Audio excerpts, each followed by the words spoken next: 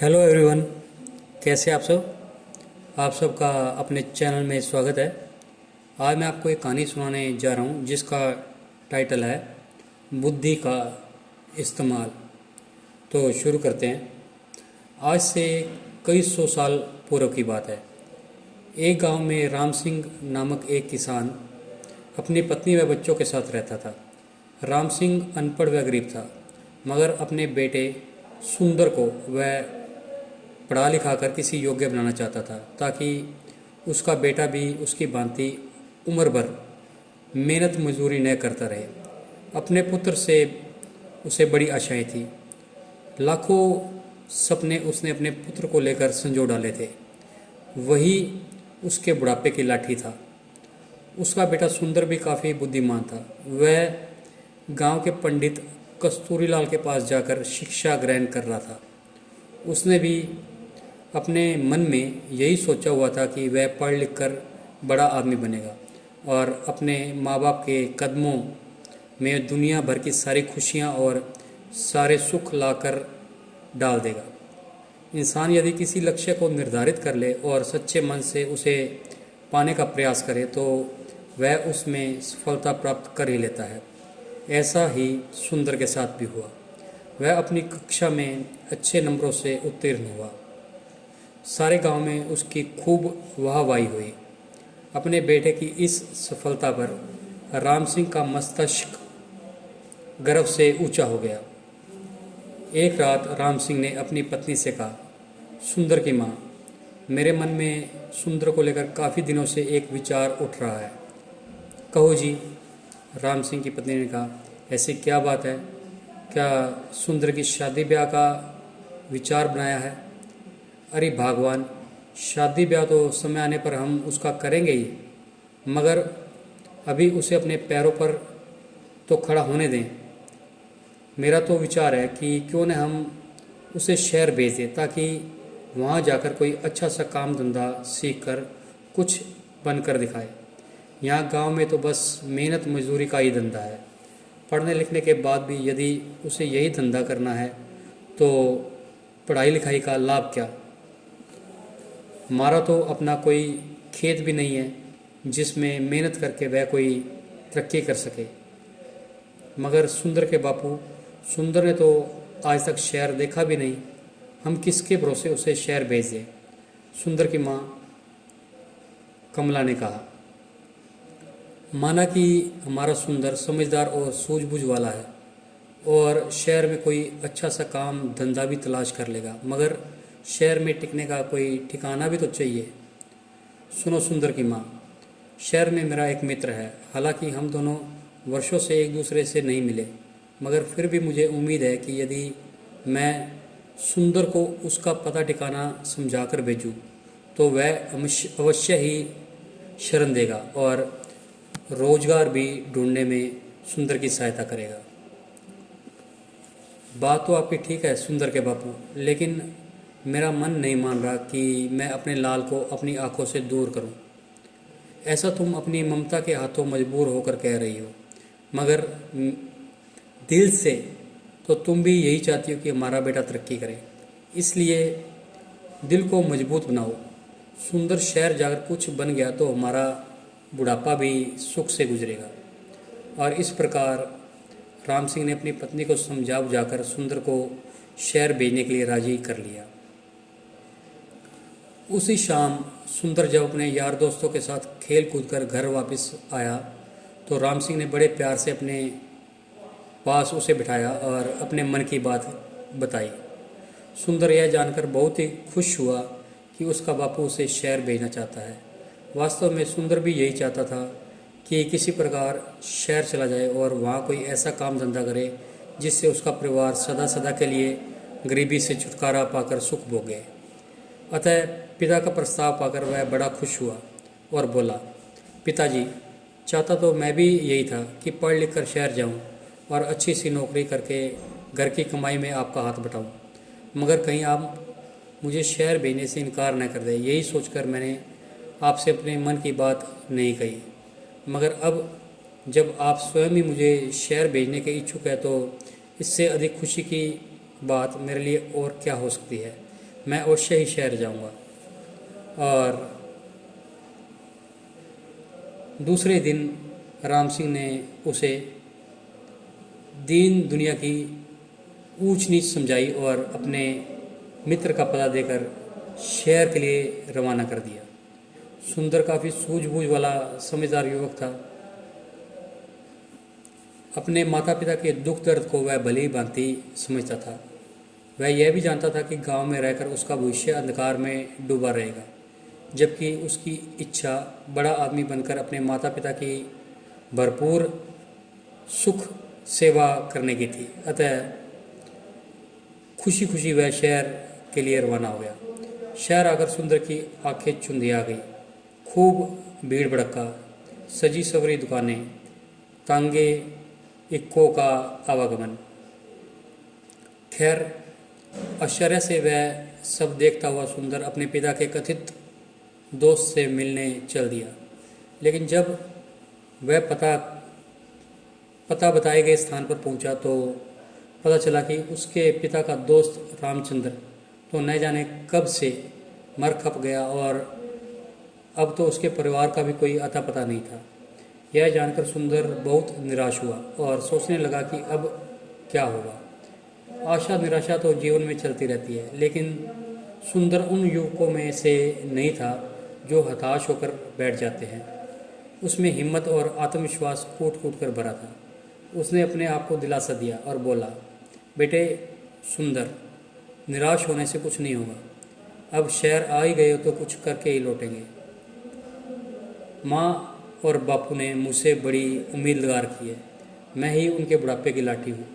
अब शहर आ ही गया हूँ तो कुछ बनकर ही लौटूंगा।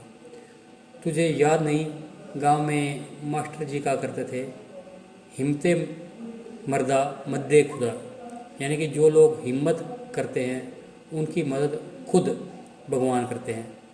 अपने आप को इस प्रकार हौसला बंधाता हुआ सुंदर पूछता पूछता एक सराय में आकर ठहर गया। उसने स्नान आदि से निवृत्त होकर थोड़ा आराम किया, फिर नौकरी की तलाश में निकल पड़ा। वह जहाँ भी नौकरी मांगने जाता, दुकानदार उसके बातचीत करने के ढंग और उसकी सूझबूझ से प्रभावित तो होते, परंतु कोई जान पहचान न होने के कारण उसे नौकरी नहीं मिल पाती। इस प्रकार कई दिन गुजर गए। सुंदर गांव से अपने साथ जो रुपया पैसा लेकर आया था वह भी लगभग समाप्त होने को था। अब तो सचमुच सुंदर को चिंताओं ने आ घेरा। वह सोचने लगा कि काश शहर में कोई जानकारी होती तो अवश्य ही उसे कोई नौकरी मिल जाती। एक दिन की बात है, सुंदर थक हार कर एक पेड़ के नीचे बैठा मौजूदा स्थिति के बारे में सोच रहा था। उससे कुछ दूरी पर राज कर्मचारी पेड़ की ठंडी छांव में बैठे गपशप कर रहे थे। अनमना सा सुंदर उनकी बातें सुनने लगा। एक दूसरे से कह रहा था, कुछ भी कह भाई रामवीर, तू बड़ा नसीब वाला है। हम दोनों साथ साथ राज दरबार की सेवा में आए थे, मगर तू तरक्की करके राजा जी का खजांची बन गया और मैं रहा वही सिपाही का सिपाही। इसे कहते हैं तकदीर। तकदीर भी उन्हीं का साथ देती है गंगाराम, जो सूझबूझ और हिम्मत से काम लेते हैं। मैंने अपनी सूझबूझ से कुछ ऐसे काम किए कि महाराज का विश्वास पात्र बन गया और उन्होंने मेरी ईमानदारी देखकर मुझे खजांची बना दिया। न भाई ना, तू जरूर किसी साधु या फकीर से कोई मंत्र वंत्र पढ़वा कर लाया होगा जो इतनी जल्दी इतनी तरक्की कर ली, वरना मैं क्यों न किसी ऊंचे पद पर पहुंच पाया। भैया, तू मुझे अपनी कामयाबी का राज बता। तेरे जैसे लोग इसी चक्कर में रहते हैं कि पकी पकाई मिल जाए और खा लें। अरे भाई मेरे, अगर इंसान में हिम्मत, हौसला, ईमानदारी, साहस और सूझबूझ हो तो वह पहाड़ को खोदकर नदी बहा दे। देख तू, वह मरा हुआ चूहा देख रहा है ना? रामवीर ने सड़क के किनारे पड़े एक मरे हुए चूहे की ओर इशारा करते हुए कहा। हाँ, देख रहा हूँ। आने जाने वाले लोग भी उसे देख रहे हैं और घृणा से थूक कर दूसरी ओर मुंह फेर कर निकल जाते हैं। रामवीर भाई, मैं तुझसे तेरी कामयाबी का रहस्य पूछ रहा हूँ और तू मुझे मरा हुआ चूहा दिखा रहा है। ये क्या बात हुई? गंगाराम, मैं तुझे कामयाबी की बात ही बता रहा हूँ। सुन, लोग उस मरे हुए चूहे पर थूक कर जा रहे हैं, मगर कोई सूझबूझ वाला इंसान इस मरे हुए चूहे से भी 4 पैसे कमा लेगा। भैया, मेरे अकल का इस्तेमाल करने से ही इंसान कामयाबी हासिल कर सकता है, जंतर मंतर से कुछ नहीं होता। मैं समझ गया भाई रामवीर, निराश सा होकर गंगाराम बोला। तू मुझे अपनी कामयाबी का राज बताना ही नहीं चाहता। खैर, कभी तो मेरे भी दिन बदलेंगे। आप चलते हैं। इस प्रकार वे दोनों राज कर्मचारी उठकर चले गए। वे तो चले गए, मगर खजांची रामवीर की चूहे वाली बात ने सुंदर के दिमाग में खलबली सी मचा दी। उसके दिमाग में रामवीर की कई बात बार बार गूंज रही थी। लोग उस मरे हुए चूहे पर थूक थूक कर जा रहे हैं, मगर कोई सूझबूझ वाला इंसान इस मरे हुए चूहे से भी 4 पैसे कमा लेगा। 4 पैसे कमा लेगा, 4 पैसे। सुंदर सोचने लगा, खजांची की बात में दम है। जिस देश में मिट्टी भी बिकती हो, वहाँ कोई चीज़ बेचना मुश्किल नहीं, मगर इस मरे हुए चूहे को खरीदेगा कौन? कैसे कमाएगा कोई इससे 4 पैसे? चूहे को घूरते हुए सुंदर यही सोच रहा था कि तभी सड़क पर उसे एक तांगा आता हुआ दिखाई दिया। तांगे में एक सेठ बैठा था, जिसने एक बिल्ली को अपनी गोद में दबोचा हुआ था। बिल्ली बार बार उसकी पकड़ से छूटने की कोशिश कर रही थी। अभी घोड़ा गाड़ी सुंदर के आगे से गुजरी ही थी कि बिल्ली सेठ की गोद से कूदी और सड़क के किनारे झाड़ियों में जा घुसी।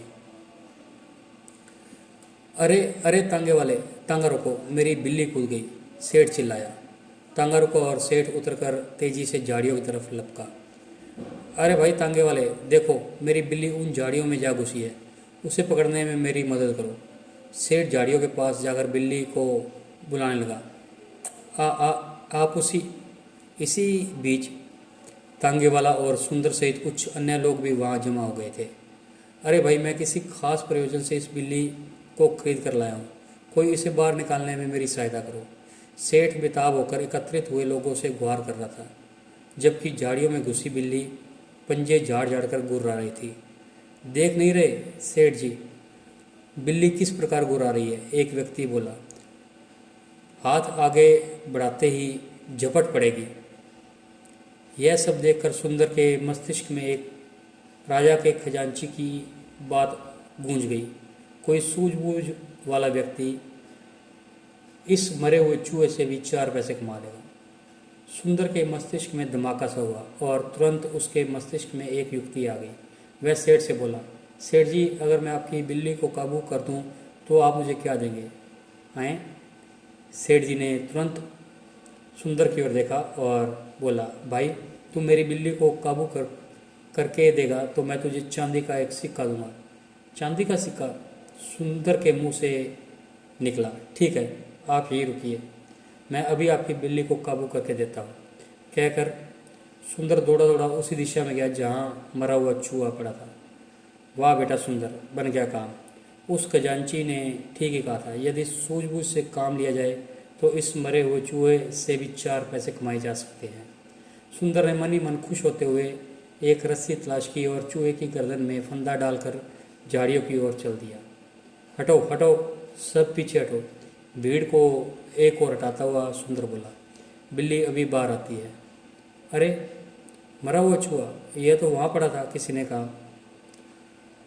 दूसरा बोला, भाई वाह, इस लड़के ने तो मौके का फ़ायदा उठाकर एक सिक्का कमा लिया। इसे कहते हैं बुद्धि का करिश्मा। यह लड़का अवश्य ही एक दिन बड़ा आदमी बनेगा। लोग इस तरह बातें करने लगे। सुंदर झाड़ियों के करीब बैठ गया और रस्सी से बंधे हुए चूहे को बिल्ली के सामने लहराने लगा। मोटे चूहे को देखकर बिल्ली के मुंह में पानी भर आया। एक नज़र उसने मैत्री भाव से सुंदर की ओर देखा, फिर दुम हिलाती हुई धीरे धीरे सुंदर के करीब आने लगी। सभी लोग उत्सुकता से यह सब तमाशा देख रहे थे और फिर कुछ ही पलों बाद चूहे के लालच में जैसे ही बिल्ली बाहर आई, सुंदर ने उसकी पीठ पर हाथ फेरा और गोद में उठा लिया। तो आपको ये कहानी कैसी लगी? अगर पसंद आई है तो वीडियो को लाइक कीजिए, शेयर कीजिए और चैनल को सब्सक्राइब कीजिए। Thank you.